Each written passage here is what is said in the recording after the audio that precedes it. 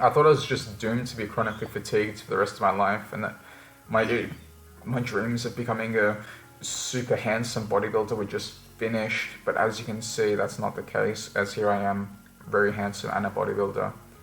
This gene mutation affects about 1/10 of all people in the world, but most people have never even heard of it. It's something which I've suffered with personally, and it made me so sick that I couldn't do any exercise at all for 2 years, but more on that later.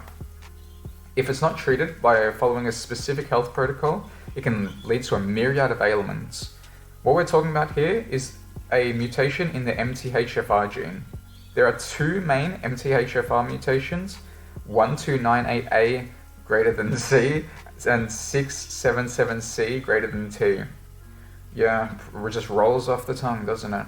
Around 2/3 of people will have one of these mutations, but having one mutation will only reduce your MTHFR production by a small amount. It's not really a cause for concern, but 10% of the population will have two of these mutations, however, which greatly affects your body's ability to produce MTHFR, and that could result in a mild form of a severe condition called homocystinuria. Oh. 75% of people with this condition die from thrombotic complications, so for example heart attack, before the age of 30.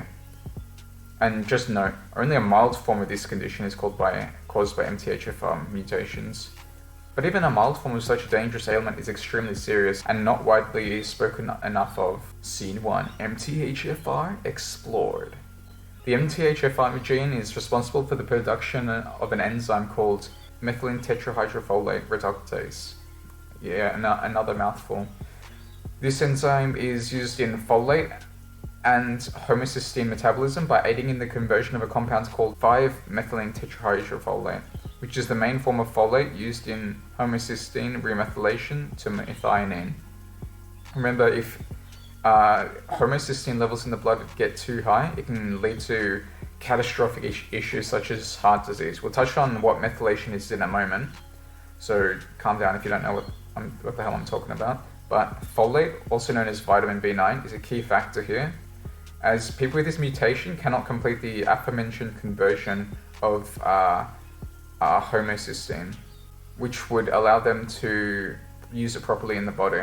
This can cause them to essentially develop a folate deficiency, which leads to a host of issues, especially such as anemia, even if they're consuming enough iron, poor growth, intestinal lesions, paresthesia, aka pins and needles, mouth ulcers, and extreme tiredness, which is what I had.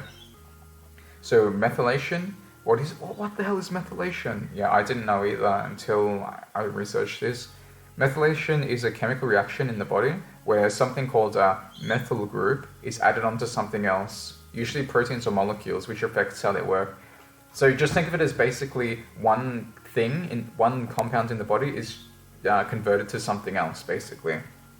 There are two main ways I know. There are two main ways to know if you have the MTHFR mutation. The cheap and easy way is to get a blood test done and to see if you have elevated homocystine. The second way is to get a gene test. Information on how you can do that can be found in the description down below. I've always got you guys linked down in the description. Can we fix it? Now, in terms of living with the MTHFR gene mutation, remember that it is a genetic condition. This means that there's no cure for it, but through diet and supplementation, there are many ways you can live with this gene without dying, essentially. My experience, back at the start of 2020, I was eating healthy and working out 3 times a week. Everything was going great. I was getting stronger every day when suddenly I became severely ill. I got very severely ill. I was unable to get out of bed for over a month, and in this time I lost 30 kilos, which is 67 pounds. And when I called up the doctor, he simply told me to just take paracetamol to help with the extreme head pain, because I'd get extreme head pain every time I stood up. After I recovered from this, I became extremely lethargic and weak. I'd have to lie down for 30 minutes after merely doing just like a few pull-ups. That's how allergic I was, so to speak, to physical activity. I just couldn't do anything. I had to stop working out completely, and I also had chest pain and paresthesia, which is pins and needles. I thought I was just doomed to be chronically fatigued for the rest of my life, and that my dreams of becoming a super handsome bodybuilder were just finished. But as you can see, that's not the case, as here I am, very handsome and a bodybuilder. But I started researching online and decided to experiment with methylated forms of vitamin B9, along with Foods Alive nutritional yeast. Foods Alive is the name of the brand. It's very important that it's this brand specifically, because this brand is high in vitamin B6, B1 and magnesium. When I took these two foods, my energy levels and vitality skyrocketed immediately. Oops, I didn't mean to fling that. Within 1 week, I could instantly work out 3 times a week again. But not just that, I had more energy now than I had ever in my life. Like before, when I'd finish my workout, I felt like dead. And supplements, what supplements can you take to help you with MTHFR mutations? There's actually many important nutrients to consider when considering the treatment of the MTHFR mutation. The main ones are methylfolate, which I already mentioned, methylated B12 and vitamin B6. The methylated forms of folate and B12 are essentially because they already become pre-methylated, meaning it bypasses the body's need to convert it to a usable form, which is obviously what people with this mutation cannot do. They can't methylate properly. So if you're taking vitamins that are already methylated, it's easy for your body to use them. Note that taking vitamin B9 in the form of folic acid is usually very bad for people with the MTHFR mutation, as they cannot process this synthetic form of B9 and use it properly. Which can cause toxicity in the body because it's just building up and you can't process it. Folic acid can be found as an additive in many foods, including most breads and cereals. If you read on the back of the ingredients, you can see it. It'll say folic acid or folate. So I'd stay away from that. Those breads and cereals aren't really healthy anyway, so I don't really see any reason to eat them. So yeah, just be sure to read the labels before you buy. Now, vitamin B6, this vitamin works with an enzyme that's a cofactor with the MTHFR enzyme.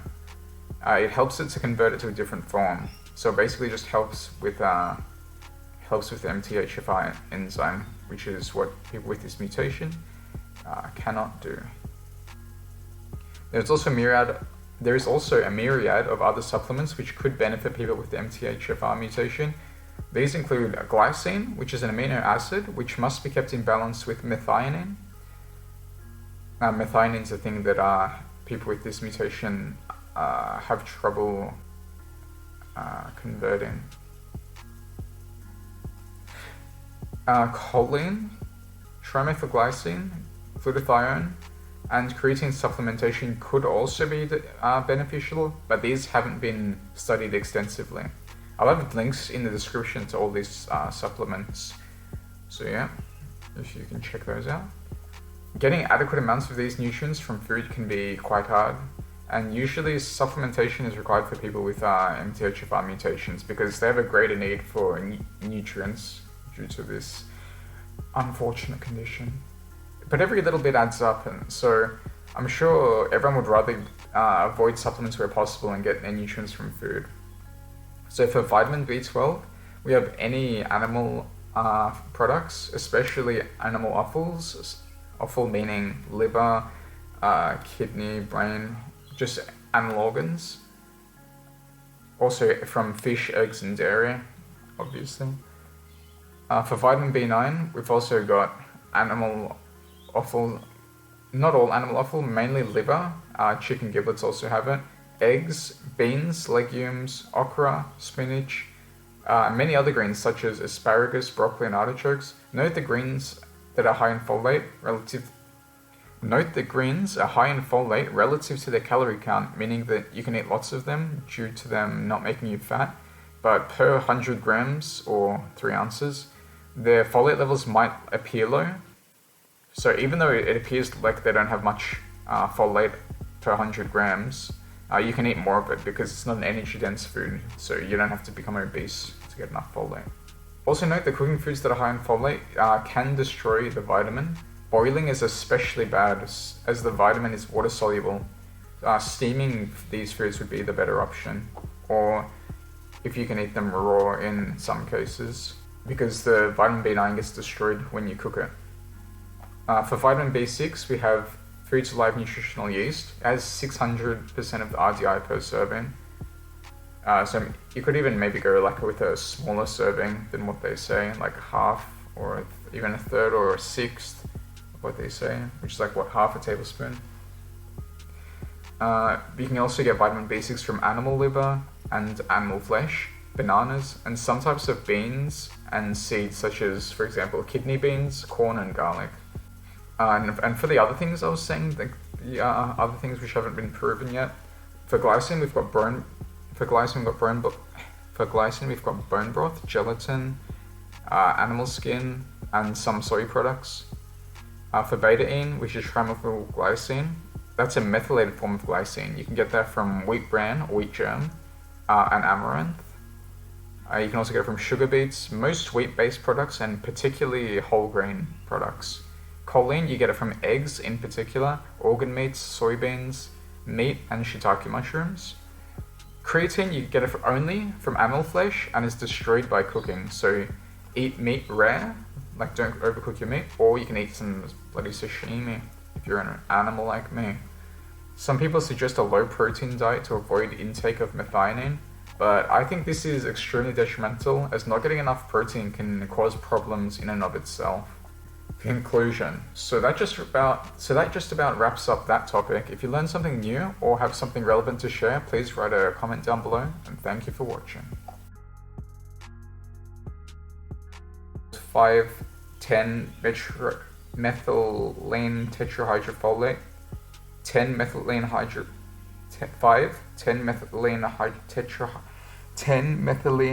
tetrahydrofolate, and 5 methylene tetrahydrofolate, and